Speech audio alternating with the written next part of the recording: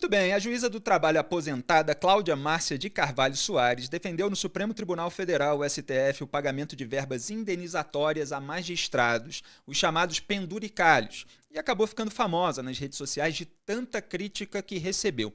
A magistrada preside a Associação Brasileira de Magistrados do Trabalho, a ABMT, e representou a entidade durante o julgamento da liminar de Flávio Dino, que, segundo o ministro do STF, pode pôr fim ao império dos penduricalhos. A própria Cláudia Márcia recebeu cerca de R$ 113.800 líquidos em dezembro, segundo dados da Folha do Tribunal Regional do Trabalho da Primeira Região.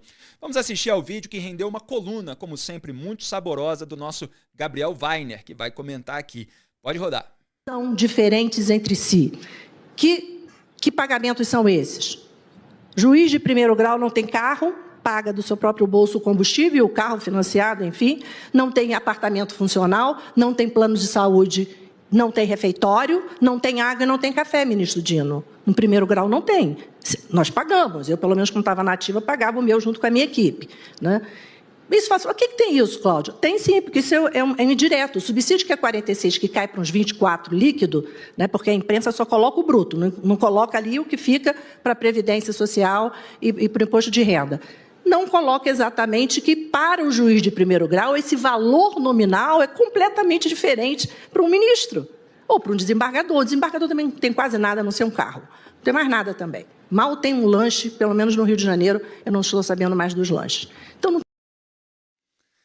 Gabriel, coitadinhos dos magistrados, como eles são sofridos, as novas vítimas da sociedade. Você sabe que nos últimos dias aqui no canal eu resgatei o vídeo da sessão de 2016 do Conselho Nacional de Justiça, o CNJ, em que o Ricardo Lewandowski, que era o presidente do Conselho, assim como do STF, afrouxou as regras para permitir que os magistrados dessem palestra, estendeu aquele conceito de magistério para dar palestra também, com patrocínio de banco, sabe como é que é, né? Parece que deu um escândalo recente esse tipo de promiscuidade entre magistrados e a elite empresarial, principalmente a ala podre da elite. E naquele discurso fica parecendo que eles são coitadinhos, que precisam ter mais abertura para receber mais dinheiro, e o Lewandowski ainda defendeu que os cachês fossem sigilosos. Inclusive, outro dia, eles não quiseram revelar os cachês quando foram procurados por um repórter do jornal O Globo.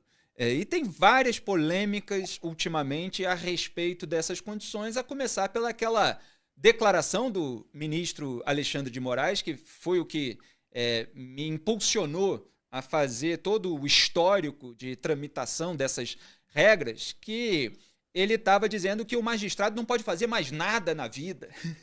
Então, assim, esse coitadismo do Moraes para lidar com a situação financeira dos magistrados, que já vem lá de 10, a gente está em 2026, né, 10 anos do discurso do Lewandowski, parece que tem outras camadas aí no Poder Judiciário. O que você avalia, o que você comentou? Eu acho, Felipe, eu acho muito engraçado, porque parece que eles foram forçados a prestar concurso, né? Eles foram obrigados a aceitar esse cargo terrível que quase não tem benefícios, quase não tem privilégios, que é ser ministro de Corte Superior. É assim, o vídeo, a gente tem que rir, né?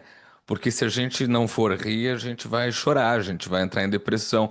Eu falei hoje de manhã no Timeline, programa que eu participo na Rádio Gaúcha, que se o discurso que essa senhora fez fosse na Suprema Corte da França, Paris estava completamente incendiada hoje. Mas nós não somos assim, né? A gente se incomoda, a gente se irrita, mas a gente é muito, muito passivo também. Agora, é isso que você falou, não é uma exclusividade, e eu confesso, não, eu entendo a posição dela. Eu realmente entendo, porque se a gente for ver a média salarial dessa senhora, salarial não, né, da aposentadoria dela, no ano passado, ela ganhou 30% acima do teto. Eu gostaria de ganhar 30% a mais do que eu ganho. Eu também ficaria muito chateado se resolvessem ir atrás desse benefício. Acontece que o dinheiro que eles recebem é público. Para mim é muito simples, né? Fora o descolamento absoluto da realidade que essa senhora demonstrou ali. Assim, o desembargador não tem nada, tem um carro. Cara, a média salarial no Brasil é de R$ 3.500. As pessoas se apertam por horas todos os dias no transporte público para ir trabalhar, para ganhar esses R$ 3.500. Quem nunca fez uma vaquinha de café na firma, né? As pessoas levam as suas marmitas, pelo amor de Deus, é muito impressionante. Ela não sabe se tem lanche ainda, ela vai averiguar, né? Pois é, ela reclamou que os magistrados têm que pagar a gasolina e o café do próprio bolso. Foi isso mesmo que eu ouvi? Porque eu nem tinha dado É, tanta atenção a esse vídeo. Eu vi as manchetes e, em geral, até para o meu público saber, aquilo que já é muito patente, que as pessoas já estão criticando, às vezes eu deixo, vamos dizer assim, em segundo plano, se tem outros escândalos mais claro. complexos para eu fazer uma análise mais específica que ninguém está fazendo, eu busco sempre ir ali onde ninguém está olhando algum tipo de detalhe. Quando já tem toda uma repercussão negativa, eu deixo para quando sobrar tempo do trabalho ali daquela investigação sobre alguma coisa que está sendo escondida. E aí, hoje eu fui dar maior atenção a esse caso, e é realmente assim, a gente não pode perder a capacidade de se indignar com essas pessoas, com esses servidores, que eles acham que tudo tem que ser pago para eles. Como assim ter que pagar um café, uma gasolina do próprio bolso? Olha, bem-vinda ao mundo da população brasileira de uma maneira geral, que recebe o seu salário e tem que gastar do seu salário. Agora me lembrei até, Gabriel, daquele áudio do André Janones, lembra? Que ele estava reclamando, que ele estava fazendo a cobrança ali da rachadinha, que gerou todo um processo contra ele e tal. E também tinha aquele discurso meio coitadista de que ele tinha que tirar do próprio bolso o pagamento em relação às dívidas de campanha dele, ou algo nesse sentido. Pois é, aqui fora, inclusive esse programa é um exemplo disso. Quando a gente começa a fazer alguma coisa, a gente começa a gastar dinheiro para ter alguma coisa que a gente quer, ou a procurar ajuda, procurar apoiadores, procurar financiadores. É assim. Eles querem ter tudo pago para eles, é isso? É isso, e é porque não é com o dinheiro deles, né, Felipe? Aí é muito mais fácil. A Folha tem uma matéria que mostra que tem servidores que receberam até R$ 3 milhões num ano só. Entre 2021 e 2024, se eu não me engano, foram 20 bilhões pagos em penduricalhos para o funcionalismo de modo geral, né, dos três poderes. Mas é claro que a gente sabe que o problema principal dessa história toda está no judiciário. É uma excrescência. Teve aqui, ó, cadê? Eu tinha separado. No TJ de Santa Catarina, juízes aposentados, assim como essa senhora que foi falar lá no Supremo, receberam mais de R$ 2,5 milhões em 12 meses. Aposentados, tá? Com a maior parte vindo desses direitos eventuais aí. E quando eles são questionados, isso é o mais impressionante. Eles falam com muita convicção que está tudo dentro da norma, que não tem imoralidade nenhuma, né? Eu acho que esse é um dos grandes problemas que a gente tem no Brasil, porque a gente discute muito o que é legal e o que é ilegal e esquece de falar sobre a moralidade das coisas, né? Aquele discurso do Moraes e do Toffoli, aquele jogral constrangedor, coitadista também, de que o ministro não pode ter nada, a gente não pode fazer nada. Aquilo ali é constrangedor, eles não têm nenhum tipo de constrangimento em falar, justamente porque se consideram acima de todos os outros, né? Não, exatamente. E existe um teto constitucional. E esse pessoal quer defender o furo do teto. Já não basta o furo do teto lá aprovado no Congresso Nacional, nesse governo, nos últimos governos, volta e meia, toda essa irresponsabilidade fiscal, mas você tem uma regra básica que o teto do funcionalismo é o salário do ministro do Supremo Tribunal Federal. Os ministros do Supremo tentam furar o teto, mas de uma maneira, vamos dizer assim, Mais driblando. republicana. Que tem uma pretensão supostamente republicana, que não é diretamente o dinheiro público, certo? É o empresário que vai pagar um cachê para uma palestra, que seria uma aula, né? Não necessariamente numa instituição de ensino, porque eles precisavam alargar o termo, etc. Mas aí vem uma decisão dos próprios ministros do STF contra esses penduricários, o Gilmar chama de audácia, etc. E a gente conhece a audácia dos próprios ministros do STF, que costumam dar maus exemplos. Aliás, eu ia comentar a respeito disso. O noticiário sobre o poder judiciário nesse momento do país, ele é inteiramente negativo. Eu estava falando aqui Impressionante. sobre casos que já têm uma repercussão negativa e que eu deixo para depois porque todo mundo já apontou o problema. E um deles foi aquela decisão do tribunal lá de Minas Gerais, no caso do traficante adulto de mais de 30 anos que estava morando como se fosse uma relação conjugal com uma menina de 12 anos. E aí relativizaram a lei, que é muito clara, mostrando que aquilo é considerado estupro, etc., para dizer que não, foi consensual e tal. Então, assim, toda hora a gente vê magistrados que simplesmente atropelam aquilo que está escrito, atropelam as regras mais básicas.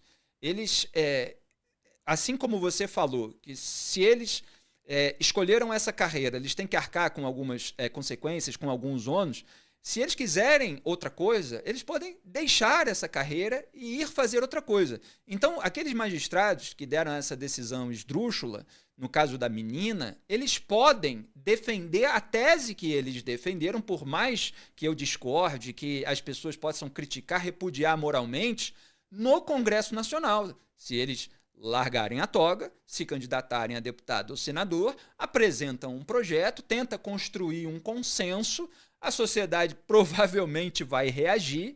A nossa sociedade tem alguns posicionamentos, felizmente, que fazem com que os parlamentares fiquem constrangidos a mudar determinadas normas a respeito desses casos, mas é legítimo que eles proponham uma alteração. Nós podemos criticar, repudiar moralmente. Agora, com a caneta de magistrado na mão, o cara tem que seguir o que está escrito.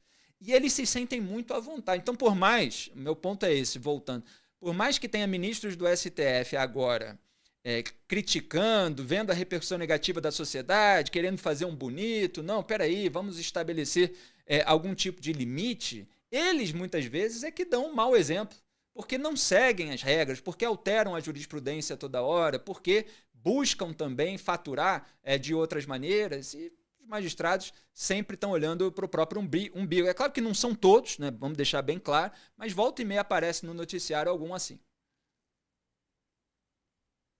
Não, é muito impressionante. Esse caso do TJ de Minas, especificamente, né, gerou uma revolta popular gigantesca, e isso, sem dúvida, foi o que fez o nobre desembargador voltar atrás numa manobra jurídica que também não fez sentido, né? Só que é, um levantamento do G1 mostra que já foram 41 decisões similares que esse mesmo desembargador já tomou e que a gente não tomou conhecimento.